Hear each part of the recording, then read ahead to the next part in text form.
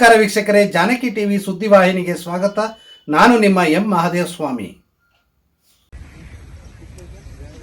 ಮಂಡ್ಯ ಜಿಲ್ಲೆಯ ಮಧುರ್ ತಾಲೂಕಿನಲ್ಲಿ ಭಾನುವಾರ ಗಣೇಶ ವಿಸರ್ಜನೆ ಮೆರವಣಿಗೆಯಲ್ಲಿ ಒಂದು ಕಲ್ಲು ತೋರಾಟ ಹಾಗೂ ಕಬ್ಬಿಣ ರಾಡನ್ನು ಕೂಡ ಎಸೆದಿದ್ದಾರೆ ಅಂತ ಸುದ್ದಿ ಮಾಧ್ಯಮದ ಮೂಲಕ ನಮಗೆ ಮಾಹಿತಿ ಸಿಕ್ಕಿದೆ.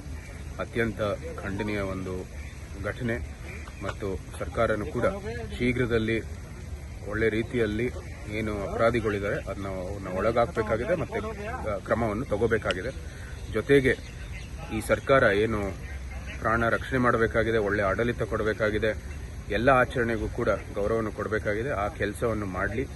ಸುಮ್ಮನೆ ಬೇಜವಾಬ್ದಾರಿಯುತ ಹೇಳಿಕೆಗಳು ಹೇಳೋ ಮೂಲಕ ಈ ಒಂದು ವಿಷಯವನ್ನು ಮುಚ್ಚೋದಕ್ಕೆ ಪ್ರಯತ್ನ ಮಾಡ್ತಾ ಇದ್ದಾರೆ. ಆದರೆ ಸತ್ಯವನ್ನು ನಮ್ಮ ರಾಜ್ಯದ ಸಮಸ್ತ ಜನರಿಗೆ ಗೊತ್ತಿದೆ.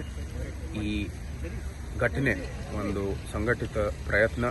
ನಮ್ಮ ಹಿಂದೂ ಧಾರ್ಮಿಕ ಸಮಾಜ ಇರ್ಬೋದು, ಹಿಂದೂ ಆಚರಣೆಗಳಿರ್ಬೋದು, ಹಿಂದೂ ವೇದಿಕೆಗಳಿರ್ಬೋದು, ಎಲ್ಲಕ್ಕೂ ಕೂಡ ಒಂದು ರೀತಿಯ ಧಕ್ಕೆ ಕೊಡೋದರಲ್ಲಿ, ಹಲ್ಲೆ ಮಾಡೋದರಲ್ಲಿ ಇವರೆಲ್ಲರೂ ಮುಂದುವರಿತಾ ಇದ್ದಾರೆ.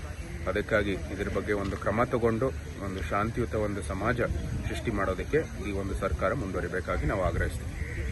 ಹೇಳಿ ಏನು ಇದು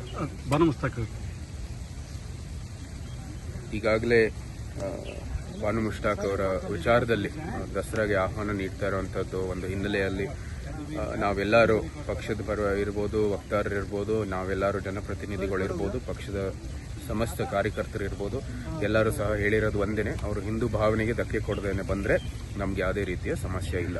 2023 ವೇದಿಕೆಯಲ್ಲಿ ಅವ್ರು ಹೇಳಿರ್ತಕ್ಕಂಥ ಕೆಲವು ಮಾತುಗಳು ಅದ್ರ ಬಗ್ಗೆ ಸ್ಪಷ್ಟೀಕರಣ ಕೊಡಬೇಕಾಗಿದೆ. ಮತ್ತು ಅವ್ರು ಯಾವುದೇ ರೀತಿಯ ಒಂದು ತಾಯಿ ಚಾಮುಂಡೇಶ್ವರಿ ಇರ್ಬೋದು, ಹಿಂದೂ ಭಾವನೆ ಇರ್ಬೋದು, ಅದಕ್ಕೆ ಧಕ್ಕೆ ಕೊಡದೇನೆ ನಡ್ಕೋತಾರೆ ಅಂತ ಒಂದು ಸ್ಪಷ್ಟೀಕರಣ ಕೊಡ್ತಾರೆ. ನಮ್ಗೆ ಯಾರಿಗೂ ಸಹ ಸಮಸ್ಯೆ ಇಲ್ಲ.